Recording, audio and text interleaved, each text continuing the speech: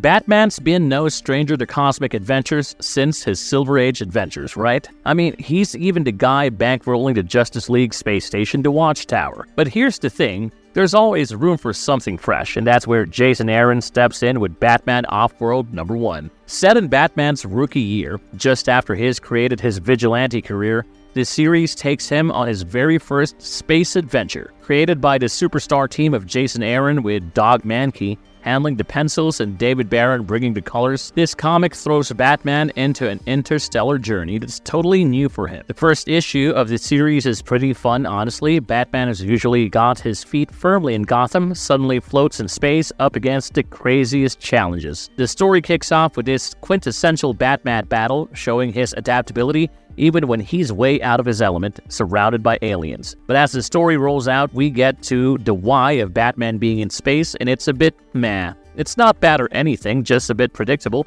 and it feels like we've seen this side of Batman a bit too much. Having said that, the story is still rich and worth a read, so without further ado, let's explore the first issue of Batman Off-World, shall we? Before we go to our explanation, we have a very small request. If you like our content, please support us by subscribing to our channel. This is a small click for you, but for us it means a lot. Thank you, and let's begin. Anarchy. Somehow, Batman finds himself in Space Sector 0909, this lag galaxy that's 8 megaparsecs away from Earth.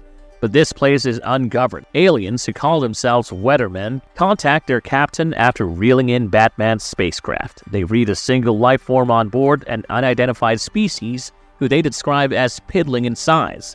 Interestingly, the aliens use a lot of fishing references when it comes to addressing themselves. Anyway, the sea captain orders the Weathermen to send in a couple of recruiters to get this unidentified alien. Of course, they were referring to Batman. The recruiters infiltrate Batman's craft. They were clearly disappointed at the sorry technology that the ship incorporated. You know, stuff like a wheel that you steer with your hands, a rudimentary star slime engine, etc. But they knew that the ship had flown a lot further than it was supposed to. After detecting no sign of any airborne contagions, they unmasked themselves, revealing their horrific alien faces. While the pink one resembled something like a symbiote from Marvel, the other one had a face similar to a predator, you know, with the mandibles and all. Picking up readings, they light up the part of the ship where they thought Batman was present, but as can be expected, Batman cannot go down this easy. The aliens were part of a group called the Interstellar Brotherhood of War Workers. They collected other species and sold them to parties as slave soldiers. Anyway, just like the recruiters gauged Batman, our DC poster boy also analyzed him. But he had little to no idea about who these aliens were, so he did not even know anything about their pressure points or pain centers. So how was he going to take them down? Well, they had faces, so Batman decided to start there.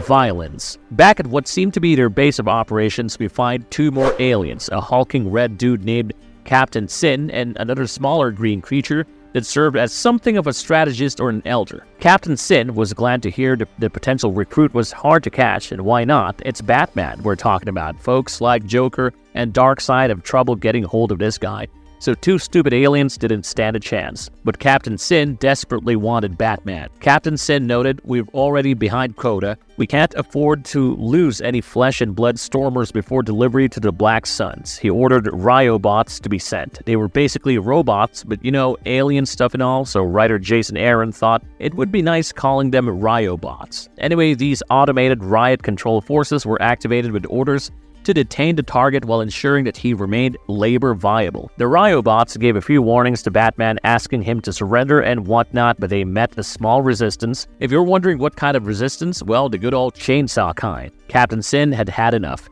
He did not want Batman to go Texas Chainsaw on any more of his troops, so he asked his men to send in firestormers to hold the perimeter while he headed there himself. However, Batman had begun to go out of his element. You see, he was basically trying to find answers to questions he did not even know how to ask. Batman was using every tactic under his belt to ward off these insect-faced creatures, but it was not quite doing the job. He realized that it was time to go on the offensive and introduce them to the fear of Batman. Way to go, big guy, way to go. But he was not someone who was a fool or someone who used just his bronze, right? Seeing that the leader of the aliens, Captain Sin, had arrived, Batman decided to wait and see what the big guy had to say. In reality, he was just buying time to charge his electrical device on the wrist. Once he knew that his punch would land a supercharged blow of 10,000 volts, he struck. But unfortunately, that did little to no damage to Captain Sin. He did not even flinch. Captain Sin struck Batman thrice, and the poor fellow remembered just 2 of those. The first punch broke 4 of his ribs and dislocated his right hip. The second shattered his nose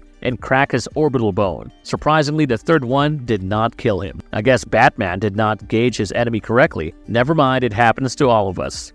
Training. Batman woke up from his unconsciousness aboard the Warstorm, the giant ship that housed the Storm Chasers or Warriors. Batman is fitted with a linguistic chip by Captain Sin's droids, which helps him to understand a wide range of languages. Furthermore, they take away all his weapons. It is here that Batman meets a Tamaranian who suggests they join hands to escape. However, Batman was not interested in escaping. For some reason, he wished to stay where he was. Let's find out why. 6 weeks before the events of the comic, Wayne Enterprises paid $532 million to Star Labs to purchase a long-range shuttle under the guise of developing a commercial spaceflight business. Bruce Wayne got into the shuttle and began a one-way journey, but he had to. He had no other choice. The Warstorm was surrounded by an artificially generated stellar hurricane, which kept it impenetrable and inescapable.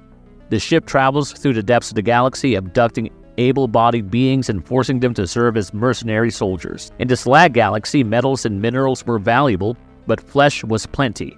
So these mercenaries were trained to fight with their fists and not weapons. They would fight bots who, when obliterated, would be discarded. Since Captain Sin thought Batman was puny and weak, he was tasked with menial jobs like taking care of the destroyed bots or cleaning.